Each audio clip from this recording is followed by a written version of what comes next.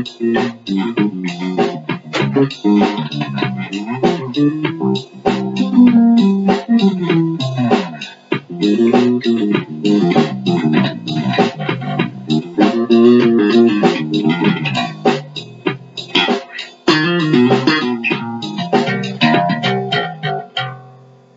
how you doing? This is Moses with Bass Records and Victorious Radio Show. We're here with Solo Rodriguez, one of our first guests on the show. How you doing? Pleasure to be here. Well, we have these little video clips and interviews just to get behind the scenes of some of the people that you already know. You already seen them playing in different concerts and different events. But we want to get a little bit more personal with these musicians. So Solo right here volunteered to be the first guy to hit the I'm the record guinea button. pig. Yeah, the guinea pig. So I'm going to ask you some questions, Solo, and just be straightforward. Yes. Like for instance, like one of the first questions that comes up is usually, where you grew up, how you learned to play your instrument, how did music play an important part in your childhood? Because I know you started playing really early, right? Yeah. So tell us a little bit about that. Well, I started very early. I grew up in Puerto Rico and half in Puerto Rico and half in New York. And my father was a pastor, so I grew up in church. And I grew around music and musicians, as a lot of us have. Even Elvis grew up in church. that's a lot true. of musicians, they grew up in church. And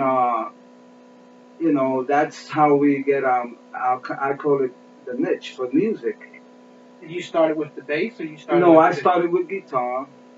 Guitar? At the age of 7. In PR, right? Mm-hmm. Okay. And then at the age of probably 11,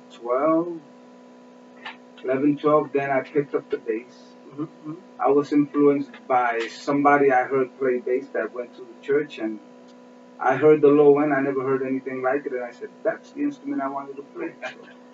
Well, that's great. So I started by taking a guitar and detuning it and using the 4 strings from the G to the E as a bass guitar.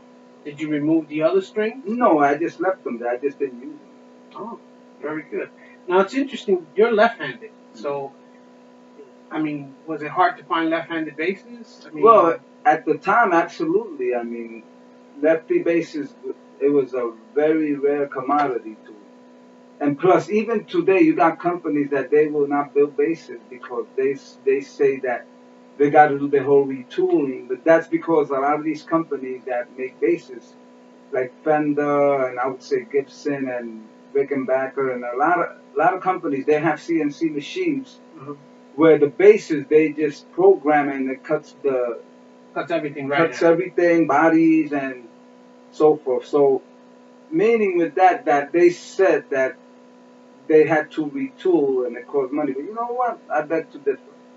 Because if you go to a luthier that makes handcraft instrument, it doesn't really matter. I mean, I'm a lefty player. I could play lefty bass, lefty, or lefty righty. And I fix instruments for people. And a lot of these people that I fix basses and guitars, they're righty players. So I don't really see.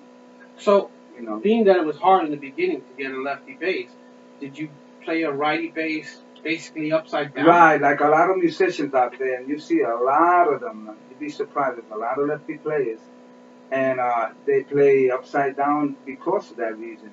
And plus, they can afford to get a bass. Now, on the strings, when you played it upside down, you still had the strings in this format. I had it in this format, but I learned how to play it also in the format of a lefty player, so I can play a lefty bass. Now, a lot of people know Solo as being an upright player, especially from the salsa, Christian salsa, and secular jazz, and different places you've played. There's a big difference between the electric bass and.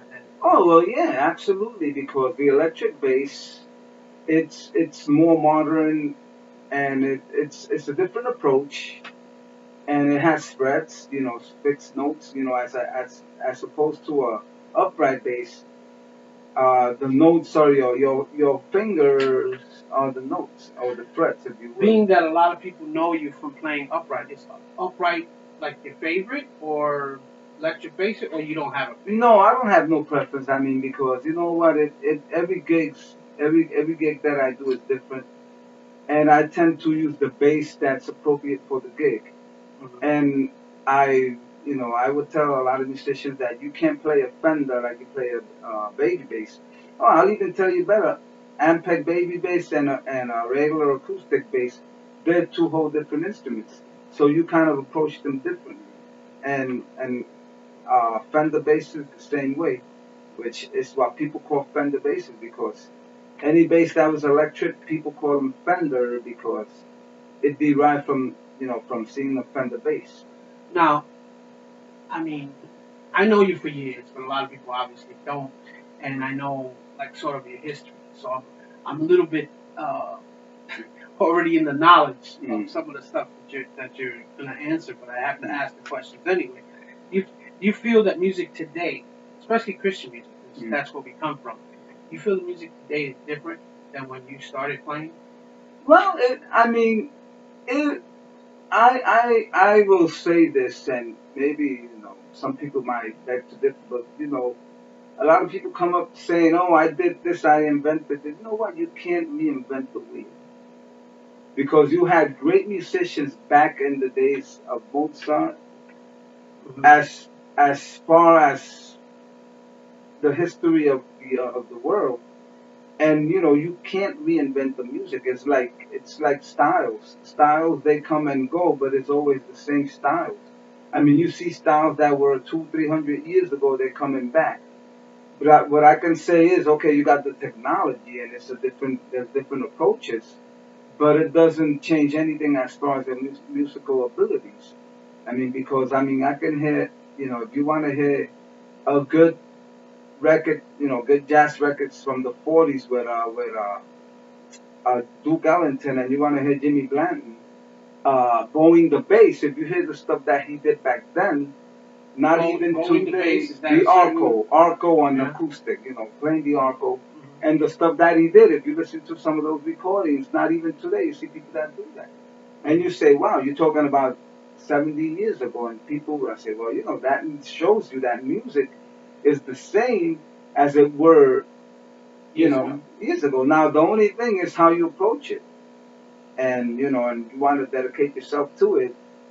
But I mean, right now the music that's happening today, you got players that they can make a song with just 3 chords or 2 chords, Right. and that's the whole song. Mm-hmm. But it's still music. Right. It's not going to change anything. Okay, let, You let know. me let me let me be a little devil's advocate if you're Yeah. there. The difference between I see there's a big difference that everybody says there's a big difference between secular music and Christian music. Um, Christian music doesn't hold bar with secular music. Like secular music, a lot of people consider secular music better than Christian music for a lot of reasons. They'll say, oh, the popularity. They'll say, there are people playing closed off stadiums, et cetera, et cetera. Um, to me, this is my own personal Mhm. thing. It doesn't matter how many people are there, whether it be 1,000 or 1,000,000. Music is a personal thing between you, your instrument, and God. I feel that I know, such as yourself, a lot of Christian musicians that to me are even better than some secular musicians that are out there. I don't see any Oh no, variance. absolutely not. Well, the problem here derives from in church, people say, well, come as you are, Mm-hmm. and that's understandable, but they don't take so much emphasis in. A lot of times in church, well, they'll tell you, no, just play, or it doesn't matter if you're a bad singer, sing. I mean, Right. well, what it is you got to, musician has to practice. Whether you be a secular musician or a Christian musician or whatever the case may be, you got to practice your instrument. Well, that brings me to the question that a lot of young bass players who look up to you, and some of them have come up to me, and say, wow, you did that jazz thing in Manhattan with Solo Man. I wish I could play like him, et cetera, et cetera. you are inspiring some young musicians who are picking up the bass. Would you have anything to tell them? Like Well, how would you oh, describe as far as what should they do as far as getting a good foundation and all of that? well, I mean, if you got the talent, and a lot of them do, I would just say practice your skills, practice your craft, and if you can, pick up pick up music in school, whether it be in school or, I mean, pursue music. I'm not, I mean, if you want to pursue it as your livelihood and career, then do so. But if you want to just be a musician, you can still practice and pick up music in school Right and now, practice your instrument, mhm, practice your craft, and always stay humble. And remember that you're doing it, even if you're doing it for the Lord, or you're doing it in the you're doing it in the secular circuit. Music drives people. Music heals people. I mean, you can play a certain note and it can heal a person, or you can play a certain note and that person will be crying because it touched them. right. That's how music works. And I'm so fortunate and I'm honored to have people look up to me. It only shows me that I still got more to learn, and I'm always evolving, and I'm always trying to grow, because this is an ever evolving process. You will never say, "Oh, well, I know it all and that's it." You know what? Because you don't. Mhm. Now, going into the spiritual, because you brought it up, Mhm. um, to me, music is a very spiritual thing. You know, some people they just think of it the technical side. Keeping the notes, reading the charts, etc., etc. But I feel that music goes beyond that because I feel it was created by God, Oh, and absolutely, and of course, absolutely. even our enemy, Lucifer was the head music guy Exactly, in heaven. exactly. But when I speak of that, and I know you feel the same because we've talked about this before. Um, like every time you go to do an event or go to a concert or to a recording, I feel you're giving your music like an offering to God. Oh, absolutely. Right? I want to be a worshiper to God's heart. That's what I strive to be. I don't strive to be a great musician so that people can say, "Wow, look at him play." No, no, no, no. My goal is to always worship the heart of God. But And you, if I you can always do try to that, better yourself. oh Even yeah, now, no, no, after no, all these years, you absolutely. still practice and you still Yes, do all yes. your exercises Yes, and absolutely, because it goes back to what I'm saying. I mean, as long as you're living, you're learning. I always tell people this, and it sounds funny, and I tell them, you know what? I thank God for another day, and every day that I get is an opportunity to make it better. And I say this: I wake up every morning, and I will make a mistake, but I won't make the same mistake I made yesterday. So what I'm trying to say here is we are always evolving. We're always learning. I mean, music is like math. right. There's no end, no beginning or no end. You If know. you could go back, let's say back Mhm. when I know me and you were talking about when we were driving here today Mhm. about touring and Mhm. going on tours Mhm. and going wherever different countries wherever we were Mhm. playing. If you could go back to those days, would you change something now? Now that you're older, so to speak, not old. Don't get me Mhm. Yeah, wrong, yeah, I understand. older Yeah. and more knowledgeable. Would you have changed certain things you did in the Oh yeah, past? absolutely. I would change certain things that I shouldn't have done, and I would do them. I would be better, because there's always room for improvement. Mm. And it's there's a saying that says, once you know it all, it's time to check out. But we thank God that we are still learning and always doing it better. But if I did have that chance, of course, absolutely, I would do things better. Better for the music and better for myself. Now, you as a musician, who do you look up to when you look at musicians, other musicians that you have listened to or admired, and say, "Wow, this guy can play," or "That guy can play," or whatever it is, and who's been your inspiration as Oh, far as my music? my inspiration has been a lot of musicians, and when I say this, I don't mean bassists alone. I mean bassists were one of the obvious reasons why I'm playing bass. Right. But to me, an influence could be anybody, that whether it be a singer, sax player, drummer, anybody that plays an instrument and sings, and I call a singer a musician. If you do it right, you know what, and you do it great in excellence, then that's going to be my influence because you bringing something into the table that's going to touch my heart, and once it touches me, I can convey that to someone else. So I don't really have a preference and say, well, I only like bass players or I only listen to bass players. Sure, you do listen to bass players because a lot of bass players, they got input. We as musicians, we feed off each other. That's the way it goes. When you're in good company, you're gonna sound. They always say, if you are surrounded by people better than you, you're gonna be good.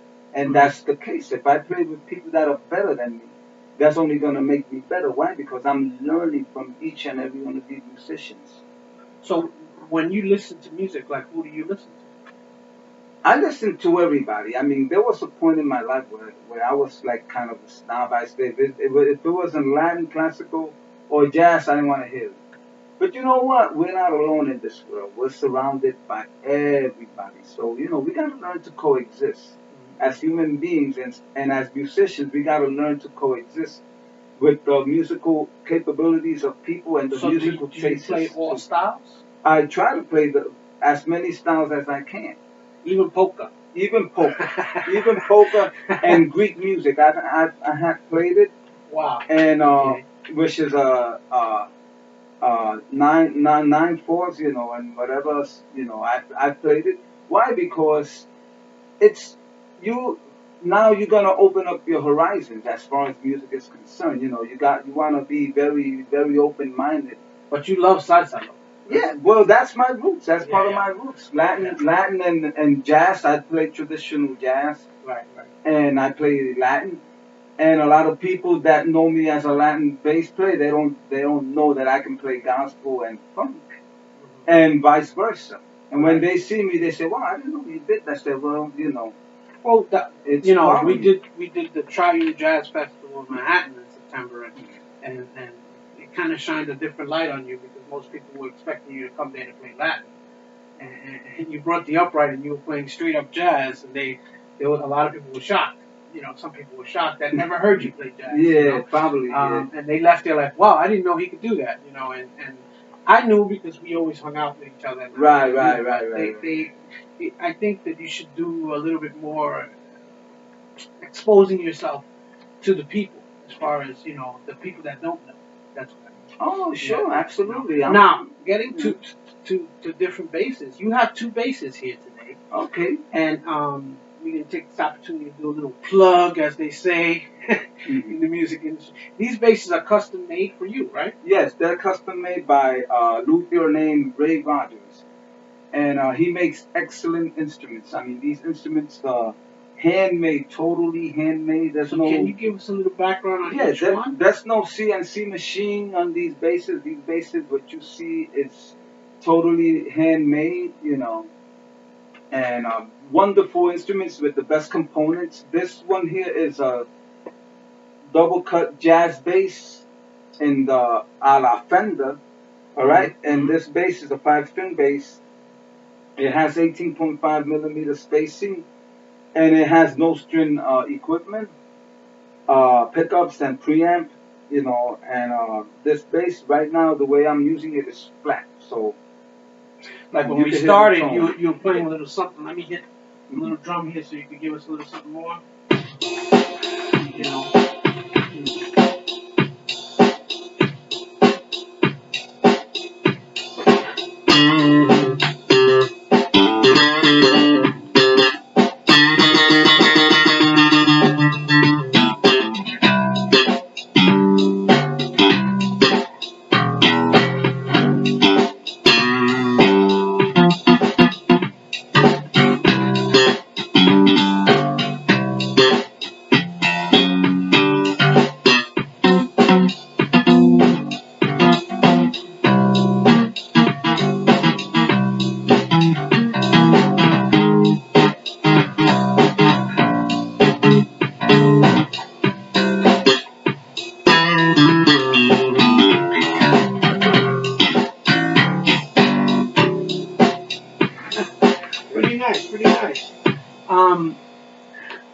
Now, these are pretty heavy. Yeah, well, I've this actually one is a held little one up. heavy because this one is Northern Ash, and the Northern Ash is more spunky sounding, but it has a little weight to it. But Right. just bear in mind that having a little weight to it is going to give you that punch. And that one's a little lighter, right? This one is a little lighter. If I may mute this one.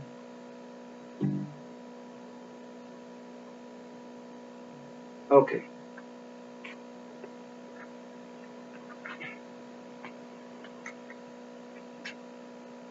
Hold this one. This one is lighter than the other one.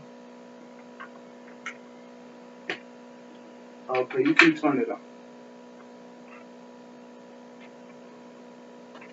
Okay, this one.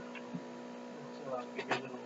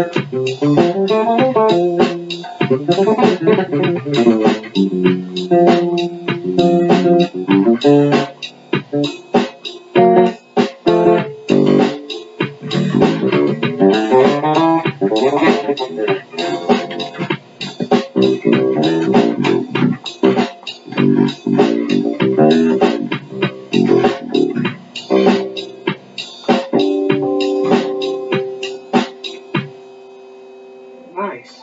I noticed that, and a lot of people have said this about you, that you like to play a lead a lot on the bass. And some people actually don't like that.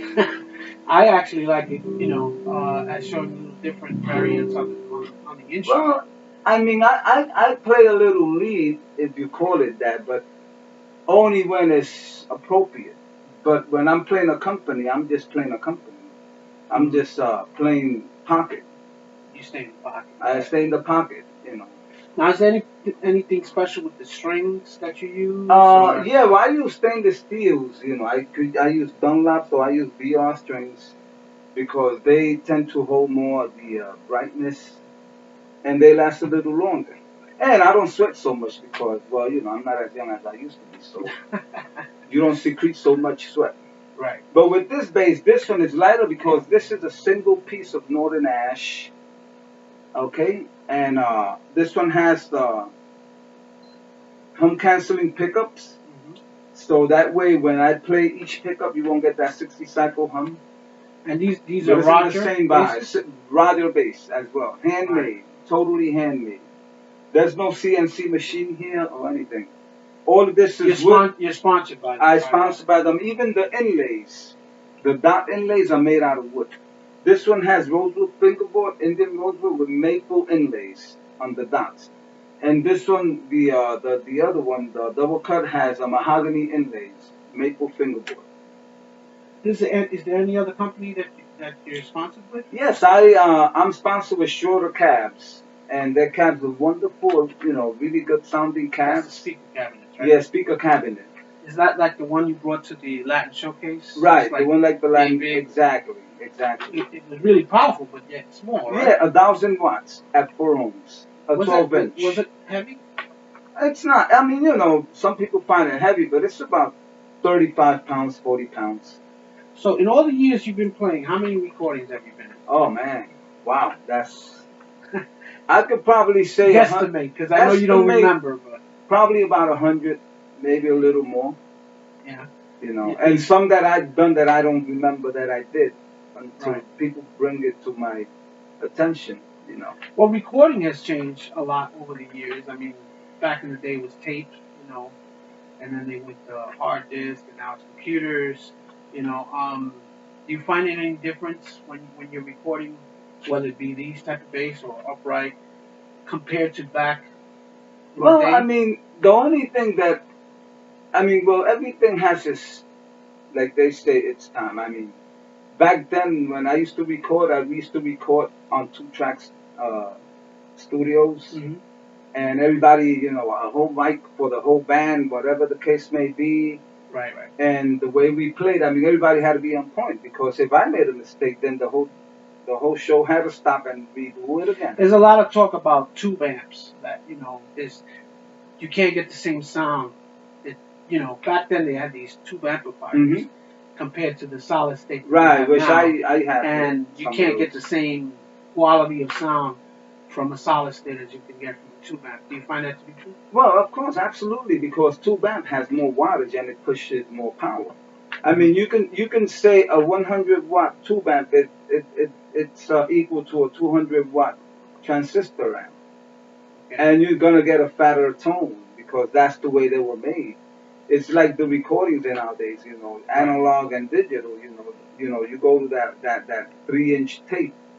I mean, that's analog, and when you hear the bass, for bass, it sounds thick. But then again, you got good engineers like Ray Barconi, Yeah, Ray's sitting over there on the which side he, there. We're actually at Ray's I've had the studio pleasure to doing work on this. some projects Yeah. that he has been engineering, and I can say he's one of the guys that have put my bass to sound exactly the way I used to hear them back then. Because you got to remember, some people will tell you, "Oh, but you don't know sound." Yes, if I was there, I mean, for a young player, they can't say, "Oh, I know vintage bass," because I mean they hear the tone, but they don't know they weren't back then Well, in some of those them days. they think they know. They go to the store and they see one, and Right, maybe the store owner lets them play it, right. and they think, oh, well, this is what it was like back in the day. It doesn't compare to the new basses or whatever. Yeah, whatever. I mean, well, Um, everything changes. I mean, I always say that change is good.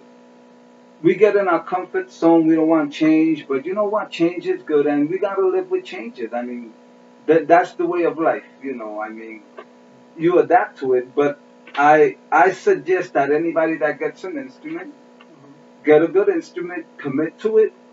For the young players, if this is what you want to do, get yourself a good bass. Actually, you could go to Ray Rogers, or you could go to any bass company that makes really good bass. Spend a couple of dollars, get yourself a good bass, but you know what? Commit to it. mhm. You gotta commit to your instrument because I mean, one. Like if there's a young kid out there watching this right now, and you Mhm. say, okay, how many hours do I need to rehearse Mhm. Mhm. a day, so to speak? What would you give him like a rule of thumb? It doesn't mean that it's written in stone, Well, but I like mean, a good listen, example. I'm gonna tell you this. When I was young, I could have practiced 8 hours a day because I had nothing to do. Really. Obviously, but I mean, But as we're living in a society where everything is time sensitive, yep. so I mean, I would say half hour a day. I mean, if you can commit to the instrument, half hour a day. Put in a good Now I got an interesting quality question for you. practice. There's a lot of people that now they don't even play an instrument. They get computerized music or loops or what's called tracks Hmm. that are already pre-made, and they mix them with a computer, and there you go. They got their whole track for the song. They use a computer to do the bass, etc., etc. They can say the bass is gonna do this, what. I mean, technically, I could tell you, technically, you can do it to the T. But there's a difference between a computer doing the music, my personal opinion, and somebody actually playing. Well, no, absolutely, because now you're having the heart and soul, and music has to breathe. I mean, I will honestly say that if it's too perfect, it don't sound good. Hmm. It's gonna sound mechanical. I mean, the music has to breathe. Right. But I get your point, and that's what's happening these days. Now you got young people that are making music, and I'm sorry to say it. I don't mean to offend anybody, and that it's not my No. intention. This is why we having this little interview But stuff a lot to of talk these about this people, stuff. they like you said, they buy computers, they buy a keyboard, and they do this and they okay, oh that's cool and dandy. But I'm sorry to say, but they don't have no musical abilities. Okay, I'll take that back. They have musical abilities that they have developed, but they haven't studied, and they wouldn't even want to go to school, and they have no reason why. Because I know cases where people do loops and they take it to certain companies. Oh, wow, that's a beat right there. We're going to make some good money. Hey, it's easy now. But it's hurting the real musicians that practice, that went to school, that honed their skills, and that pay the price to be where they're at today. Well, It's sad, but that way of brings life. up a point that we've always discussed back and forth about payment. Mm-hmm. And I think you already know where I stand on this, Mm-hmm. but it's a big question every time it's brought up, either on Facebook or wherever, on the internet, or even just amongst a group of musicians. There's always back and forth about this, especially us that Christian musicians. Should a Christian musician get paid? And the question is yes or no, or is it biblical? I mean, honestly, how do you feel about that? What's your opinion? My opinion on this, Luke. This is, and I'm talking me, and I don't want people to get influenced on this. Well, I don't want you to. I don't want them to hate you. I'm just no, saying, no, no. But I'm just saying yeah. that because sometimes people take into context what you say. But I'll tell you this: the Bible says that the labor is worthy of his deed. If this is all you do, if you're a musician and this is all you do, obviously you got to get paid. Right.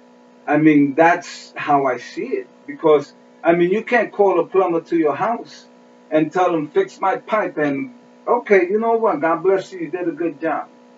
Hey. Now, if you're a musician and you volunteer your time, right, then that's a different story. That's different. That's a different story. Sowing a seed. Exactly. Or sowing into a ministry. But I mean, I myself have gone and sang and played in small churches that they don't have nothing to give me. They don't have, maybe even a cup of coffee or a plate of food or whatever it may be. That's all they have. But I feel, I'm doing not a service, but I'm doing what God wants me to do. I'm using the time that He's given me to sow a seed into that church. It should be. But a lot of musicians don't think like that today. Well, the thing of the matter is, if you don't think like that, then go get a gig that pays. But if you're going to play in church and they call you for a service, don't expect for them to give you $300. Especially if you go to a small place that, you got maybe three or four members and they can't even kick $3 a piece. Right. Then don't do it. I mean, I'm being honest. If that's how Of course, there are churches which are on the other side of that coin, which are huge, that have 2,000 members, or whatever, and they do have the funds to pay them. The musicians are on staff. Exactly. Sure. The musicians are getting paid. Absolutely. That's a different scenario. Well, that's a different scenario because now that's like you're working. Right. And if you're working, you should get paid. Why? Because right now, you got to leave your wife, your family, your kids, whatever, to do what you got to do. Right. You know what I'm saying? So, I mean, it wouldn't be nice if you went to work and you came home and you got no money. Do you feel that the secular world, I mean, we already covered that, the difference between secular music and Christian music, but do you feel that the secular world gives Christian music respect? Because right now, look at Lecrae, who just came, his album is #1 in the United States, and he's a Christian rapper. Although he likes to be called a rapper that happens to be Christian. But his album's #1. Of course, rap music is really not something I do or you do, but it's still Christian. Do you think that Christian music will one day be, I guess, well respected enough by the whole industry instead of thought of secondary? Well, I'll tell you this. I always thought it was always respected. It's just that you got to remember we got the other guy, the adversary. Oh yeah. And he's gonna make it not wanted to be respected. But I mean, because it goes back to what I said in the beginning. A lot of the best musicians, if you really, really, really, really look at it, they came from the church. A lot of these music, Elvis, James Brown, Whitney Houston. I mean, I could keep naming. Yeah. But I would say 90% of the artists out there, that are secular artists, they came from a church or had background. some church background. Of course. They had a church background. So, I mean, hello. Where's it coming from? Now, I mean, when you play for yourself, mhm, I mean, I know you've played for a lot of different bands, mhm. and we've seen you play salsa, we've seen you play classical, we've seen you play jazz. We've seen, like, when you're just home and you're playing for yourself, is there a particular style that stands out, or you just do everything? No, I do everything because I'm mixed. I'm in the melting pot. You know what I'm saying? Mm-hmm. So, and that's how it's got to be because we live in a society where everything is always evolving. I mean, it's like somebody could call me. Listen, I need you to do a. I got a Haitian project. Can you play it? Mm-hmm. Do you want to play it? If I can't, I tell them no. Right. If I can, I said that I'll try it. But we got to be open minded.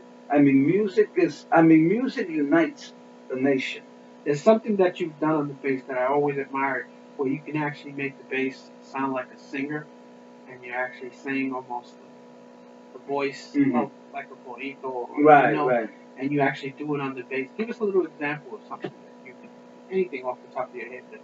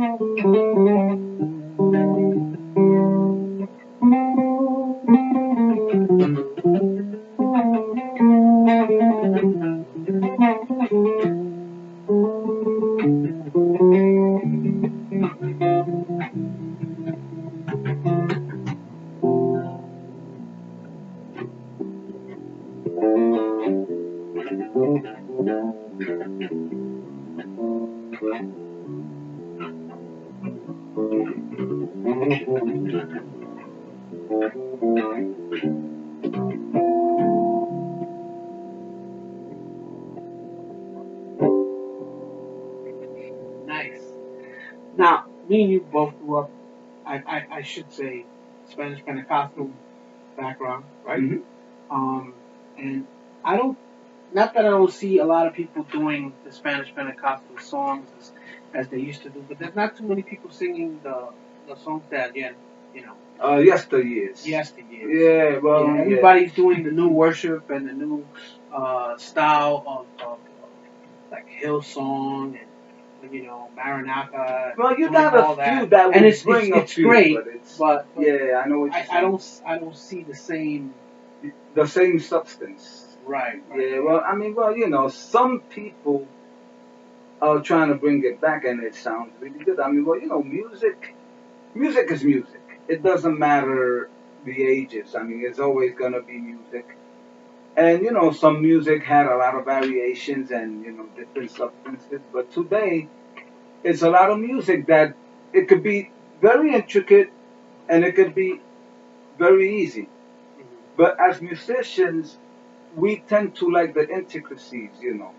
And sometimes we go for a flashy bass player or a flashy singer or a flashy band that could play 1,500 notes per second. But you know what? Remember, in the simplicity is where God is healing. And also, we got to remember that if you convey a message to somebody, even one note could touch that person. And that is probably sometimes that's why in the simplicity, that's why it goes back to that we were talking about rappers and people that do beats and everything. They just do two simple beats, then people can relate to that. Right. I mean, how many people can relate to this? Mhm.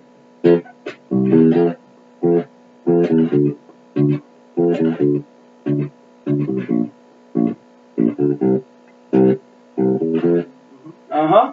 Oh, this one.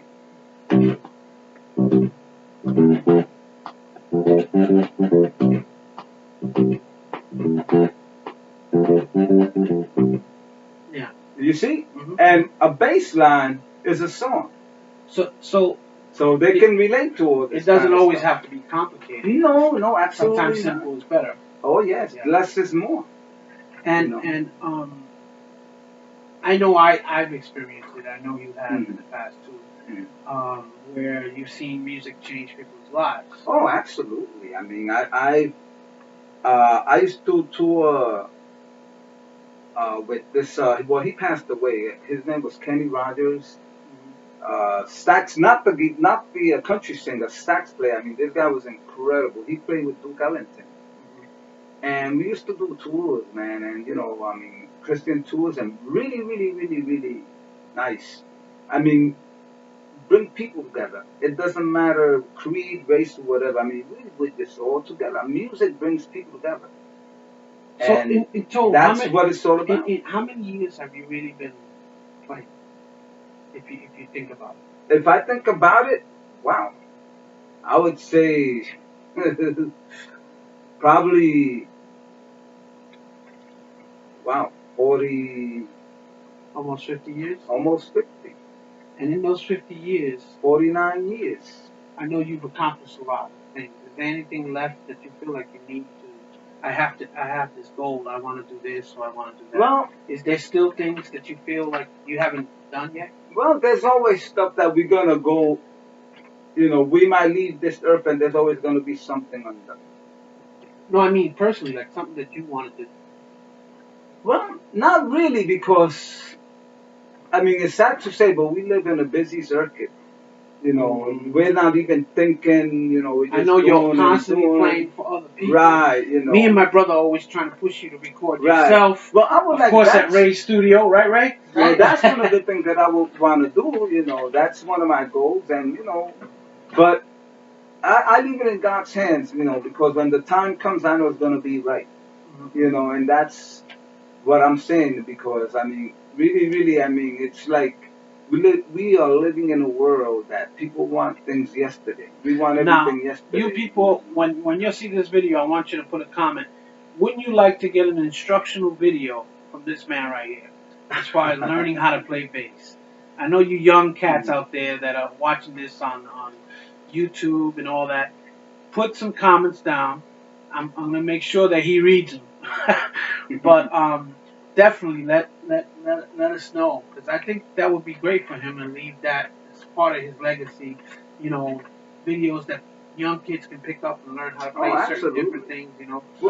And is there anything you want to tell them before we close this? Yeah. Right now, I have two young guys that they're gonna be under my wing.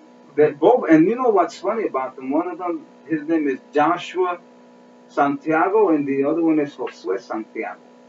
Are they related? No, unrelated. Unrelated, but they have the same name. And they're very, very good musicians. One of them plays electric, and the other one is on baby bass. And I'm gonna instruct both of them on each instrument. So I'm gonna take them under my wing, and that's the legacy. I mean, keeping the tradition going, pushing forward. Because you can't take it with you, man. I mean, your talent, spread it out there. I mean, because the legacy that I want out there of myself is that people can say, you know what, he was a good guy, and he did what he could for us, and that's my legacy, really. And of course, we all do this for the glory of God. Oh, absolutely. First and foremost. Oh, yes. So absolutely. I'm gonna let the show close with him doing some stuff, but look forward to seeing us on YouTube and Live 365. Go ahead, Solo, do your thing.